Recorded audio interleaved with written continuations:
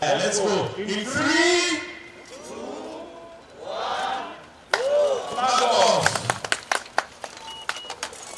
As our 2021 flagged off in Wasingishu County with a number of riders right there, and we care for the environment. I am happy that Samburu West legislator, Honorable Naisula Lesuda, has sponsored a bill in Parliament to amend the Kenyan Road Act 2007.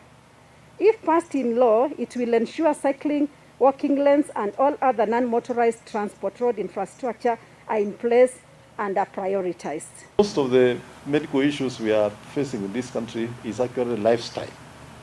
People are no longer exercising. People no longer walk.